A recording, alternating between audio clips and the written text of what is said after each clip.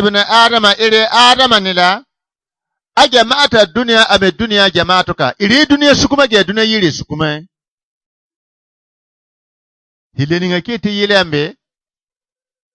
bladere ta one blada bala bladere ta iwuri bu kikiri halno iri bu yaba halno iri bu kurama halno iri bu mi yirama halno bila ko men ni hulile otada ronte yar ko banke de o wa blada yo bila bu horne doy no hileni ngake de kumbana hashdab shibi bere huti der bar makelere zan kuman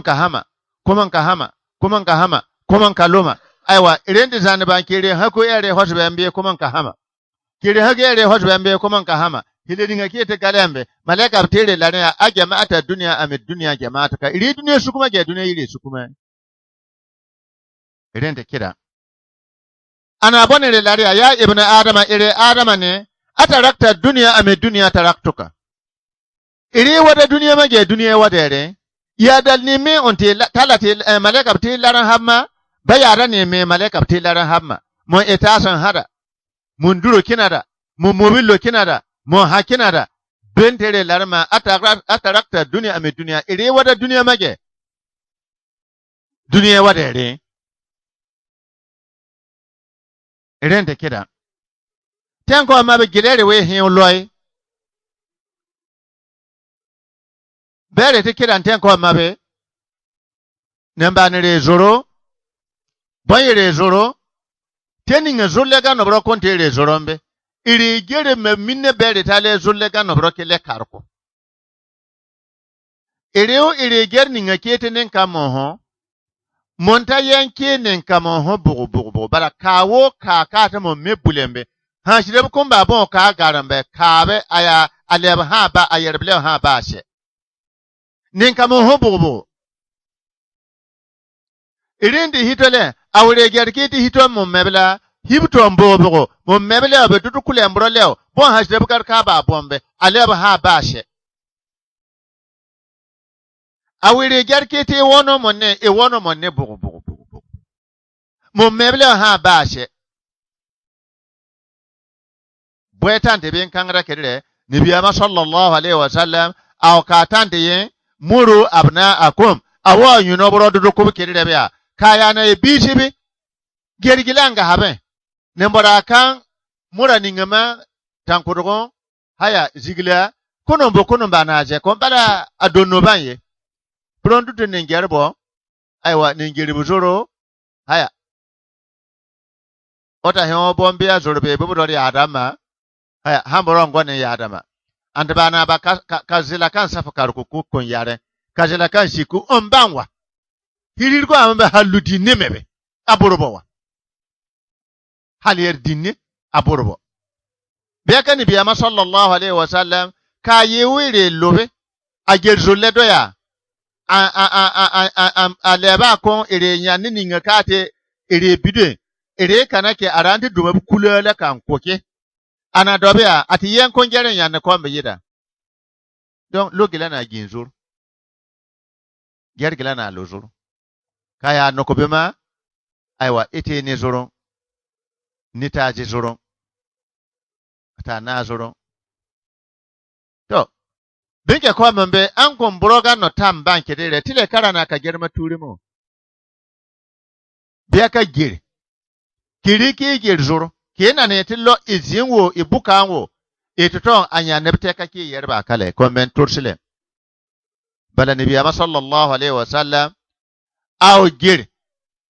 anya ne yile kinane azabla barkaya le ku binke ninga kon gerbete bishe anta zuro enne ituton iya bogarela iye antigenen prigenne ka bumbuka berembe bi yol suko ay asan bete diga giriyanema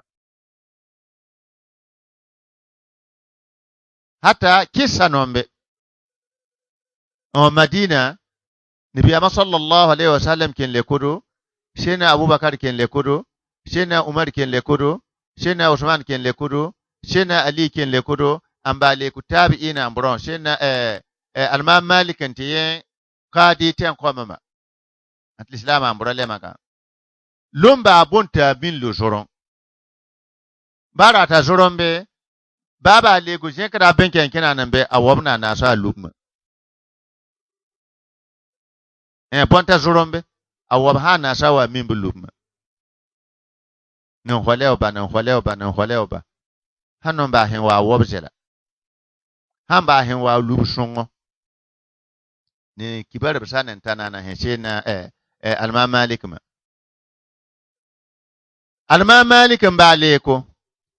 aw teninga kire babu ki i arwala ki je kada ba imimbe mabe buka gengantire hurumben alara menga lub me ba ya larkina ko nile do men yanne yawa abon ba le kubumbe ahima me tarko habe ne borbon yarlambe wa adome hirkirire min ko mon bor mon huru abiya ka ire wamna na soma iyin tabanda aya be kida ginga zabla iwuma anwa batan lo she alma malik wa jantan kasan businge kire wala kaka gella wannan wani je kasan businge da aje ya kasan businge wobon bonna ko tarumma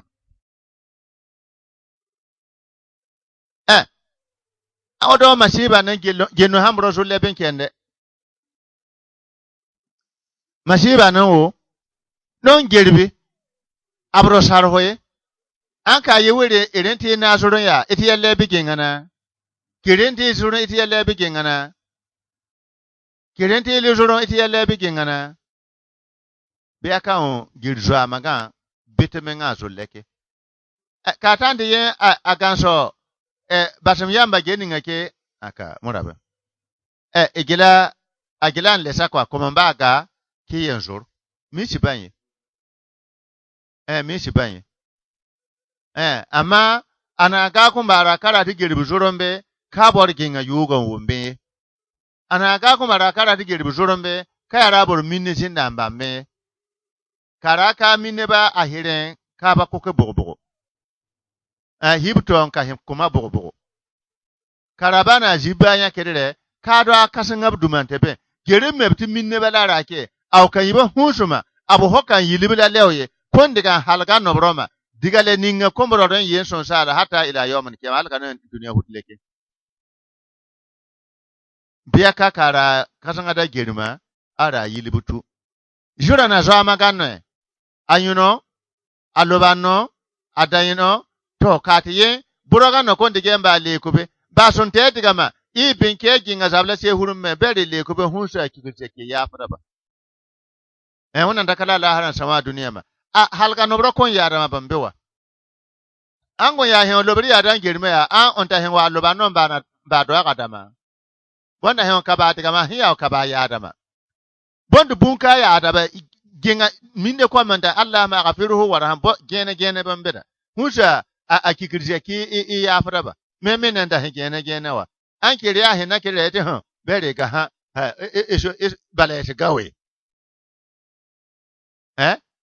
isorganwa monshe monga isorganso biaka ni biyama sallallahu alaihi wasallam ano duruko aw kere babu itilafi an hwe gilerin hutikop ita yaba ninga ba magano benke iya diga ita andiga ta kagar ninga bora ire mbara bunsu kibar ma ita andiga ta hota ninga benke me ante fegen lafi ita andiga kirninga ta ire mbara toma ante ben fegan lafiye ita andiga dolega ninga tebe ire mora toma fegan lafiye ita andiga pangaga ninga borbe ambolige wurge ita andiga tebe ambor fegan lafiye to irente lafi yo bonton hoy hokutambe ki bubi ki ta benke kane ta lonno dule benke be haya bambe ita andiga pangaga ninga oyana sunadu gerga ta do mambe pangana kuye ita ndiga kirninga oya nasnadu gerga ta do mambe akirbar na pusuka ku ita ndiga hoga ninga oya nasnadu gerga ta bembe a arjeka na ku ara mimbale ya naso duniya minimbe nananda kire buiti bishi ete lafe an hoye be hoye ke ye wannan hakon an barka hoke aw kaya ke men ke ki ya gen yero le daga biaka nabi ma sallallahu alaihi wasallam awo yero boro binki dinne o ro gugu islam an yero ta ho bore goro boro on yero sora ho donc an boro je ko labe mi ci bankwa aw ki le ku yero labe ki mema igen kan horke ita an daga yer gente tebe ere de be na yer gente ita an daga yer be ninga ter genkina asama ban to kuta ne yer ho karata kama figo ko obilia ter tibun kutana tun kudu a yer be ter tibun kuta abora ban kuma aje ha ter bun bukuta bara ba dambe tile kon ter bun butu ita an daga dukure tebe so ki gembe ke komen I horde daga hambro le konte hota habe ni bro kayara bu duniya halkanin duniya hudleke biya kan biya ma sallallahu alaihi wasallam aw kiri le ko kire ke sallam dama awa iu araye rogano lema kara oro lema oro sorara kuro tege hunso yin kigirse ke yan ya fraba ke soro hobin kan kin le kuru kiri te dikini ye robenke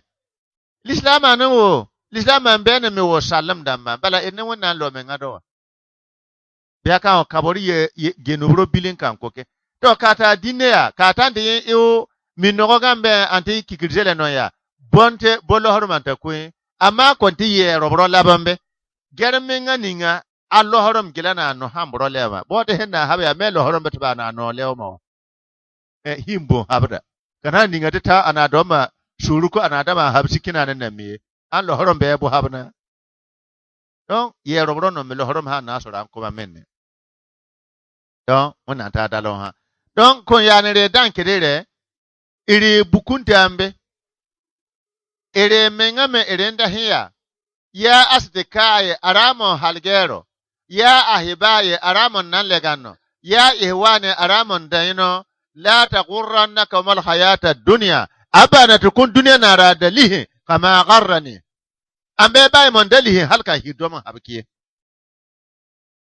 geri me ba minna taban bishe murake minne na tunda hingeri maya ai ebe kwabe mawa ire mengame dere tan dan ho hon dan ho keniyar dan ebro kiyere dan so tetan binken ninga keniyar tan ebro kiyere tan so giritan gille binke ninga keniyar gire ebro kiyere gire so kon hirbe nende talere ho boya le ku yerbe kogoroma oro ya robronte biyen gota biya kal islama nabiya ma sallallahu alaihi wasallam aw lubano brota yerla ewa girbile temme buka mintwe ludule obe kikirzele tama gene mama ablembe bontre bela badambe putobe ye ba ninka gisi an gisi busubardo ambana ye ana busubardo kaya leku yerbela kana andiga niko onta yonke bidunta dan tere habatile kan bablada bala on kikirzele ba on nishala koledo an leda yarola be kan biya ma gebutute ma ne beta yelle amma ka ba ye wa pora zama ben so ambe ere gerbaga amba le kuteni ngama kunge dinne ma gerhera on gilanan tana na yero bro ka kada ba nin do kada ma amma konon tabe kun meran bori ne ba haida ganno ne bi ile maganno on sa azur gena ba habe sarra kwa habante lislamanke amma kaya na ye on gerbe jorna ya on na busnun bunka yada luka ati yada ana da waratan menga ati yada mbe agilan safaje ya rubru kuru min shi baye bala lu yeleti shin zonzon an leda yarla an haya oro da hewa ka karbo iriya yida iyar ne yina wama karrullaha kaga wannan min kidalebe aburhud la ben keme kon wannan ha bata koronta shi kuma ire ka ne loke ni ya ta sabra to sorbe lubundi gisuro ko ambrosan doko ambale ku kar ko benke kirin dinisa mate ka ita hileo ai o gemminne obo yoro ni aya sakar ko naye rene yere ti kirkir ba ire ba dineb sabe waire wai ne ashime so ambon wena ya ba worobra sambe yo wena ya ba worobra sambe ya be ka horun te kangada wona ta kalo ku kirse don ko lubanu bro ko ngilane karaba le ku yella ben kirire agerbe akira imma akirara ka bon yer ko korma be ma ayonara ta an yerbiya tunta hingirim aw ya ibn adama anire tobili agita bil firas bet gemon no haben ibu piri kida anen ta kaza kanaso ka burbana so ka hanaso ana bonere laria agita bil misba ibukan lamba kida ana bonere laria agita bil asdika ibukan halgero kida ire gerbi kirebe ire tebema bonon tinin kalera ne burbe mai anda hilene ya ana bet zulumat ade muchuku kemononde ana bet le wahdaniyat dine barken mo mede ana bet le aqarib tala borono ken mo mede ana bet le hayat tala hor ken mo mede in ashayat rabaka ka hiye bere bo duniya bi shekere we gam ana hufratun min hufratun nar mo hashete kuni mo mede bo ebu shete kurono in ashayat rabaka ke bi shekere gam ana bana heren kedere wa ana rawdatun min riyadil janna mo ha aljanna kono mo me bo ebu aljanna koroballa in ata rabaka ke zui gambe nin tere hutan kedere yalla otalakino otalata kangero zika yeren yer kilometi sher dana sana na damen kambo nyono mai wera mana zika yeren limiere da omunshigi ade bilota bo menga ya o karo robro gro kabire mablaya kaga jiberbe menga shembor namman yeren ba amborgi sindan kala horon borbe orno be ko bor hotan yere bla obor min goro bala nabiyama sallallahu alaihi wasallam aw geriyer kinane katire manogo ki shekna yiganda ambor kiran kina iya hinnala kani dumamwa ani shimbunwa ana suriyere yere bema be menga balere beta hinna geriyer la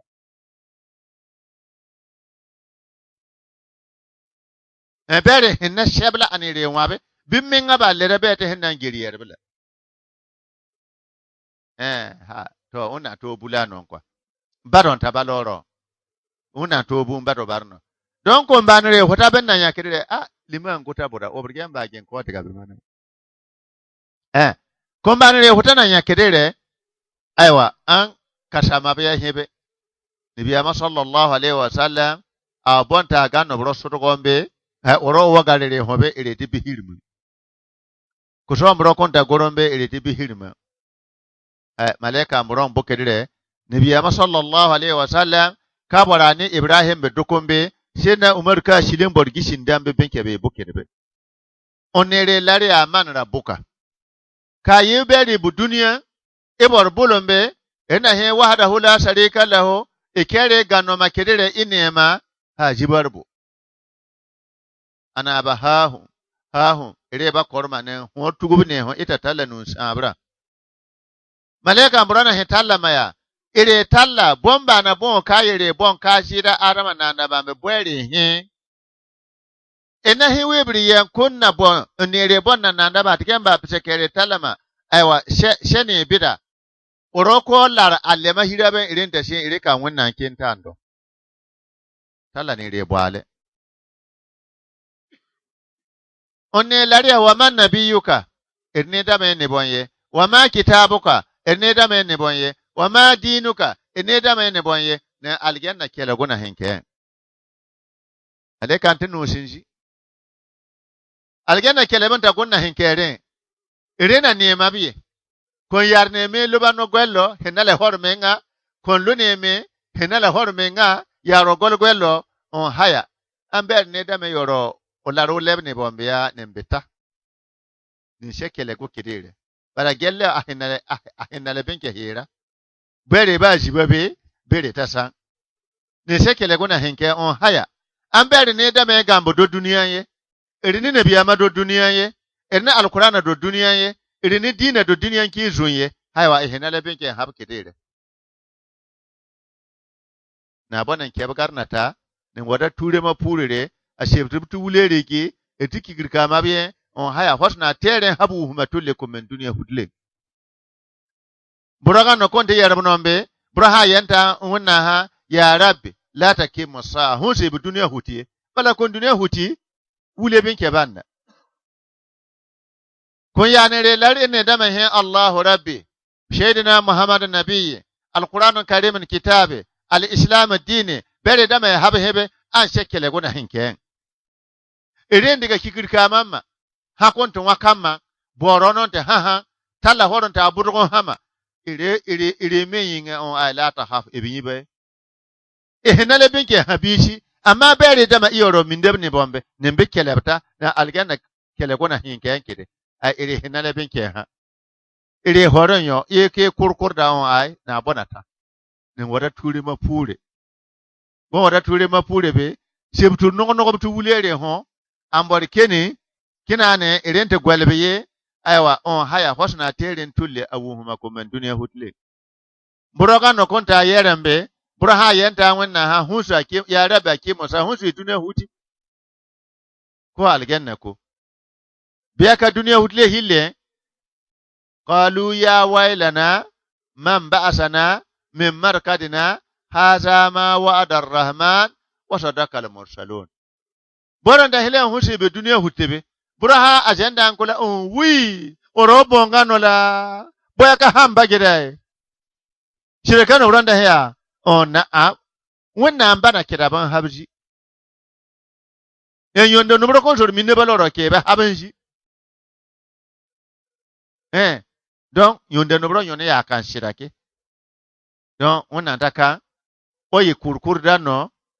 kana aljanna awun hoke wannan taka oyi kurkur gano kunta shinna karba shemma bala nabiyama sallallahu alaihi wasallam aw almu'minu bayna nakhaf warraja shirakalaha yibar kane letama ke bidhorata yibar banka yi ban shemma ishebke kuru ilenta aljanna ma ishi ti dan aljanna tala wannan to dan buro kan buro balla to goro buro on ta bangare gare o te genen kinana on so bolima ngota nabiyama sallallahu alaihi wasallam aw odo hoble ante landana makota rege na hemene koroba bikira haban min ninga babo amma o te ninga oroda ino ninganta bige ninga haban kaya wazuba aiwa nimbabu hoble banna kunte le kangra no wo ya abda ya ko ba hoble be burono wuya no bomba buba onne modine me yibishi hoble de raba ga no egurnenke araro rabando lena me ha ka ya raka ba hobewa ka ya abda ka ba no mombe donc ko hoble ya yunumbo se ne biya ma ka wakata ka hoble ko mbe ka bola ya abda donc o te genen kinane ko wana ya ba o hoble be ko o diga kun tureta ko ninga to gara ko tata puro tata kon la role entan so o gilo la ro ko wana ya anebo hodama ko ho aiwa o to dan ko ha ka da mata ban so aiwa o te ye wana ha so ko ka kasa mama o yen la re ko so ne bon koma don bo hen na be noro gutare be kana ne be ke zindan ka bu buro sababu minto ona daka on laharan sawon duniya ma ona daka nan duniya to bano hokon wada ma duniya ona tan leganan ko ona tan leganan ko ona da sugur kale ho ona daka ona don wonna jibare ona daka ona don wonna jibare ona tan yarda jen kula anan barkata ona tan yarda jen kula anan barkata aiwa tallan orote hinale habe ona ta tallabe ona ta bambugo o talakinno ona da sugur kale ho nenen ka talaga ambro talada ka gero ona da sugur kale ho nenen ka waga no bro aiwa olansa no kino unande sugur kale ho nennen ko ho bala kon zaman ro ko hamro ya zar islam bar ya zar islam bar be zu dule o ya zar bala kere buiti shi iti bugulle gana ya edori ya min didan na don wannan ta bi karbalo o zamana be wannan ta hutan lafe an don tinkunke an don no yabake an don budunda yabake ko balo wannan ta bi karbalo wannan ta ko balo karbalo to haza assalamu alaikum wa rahmatullahi ta'ala wa barakatuh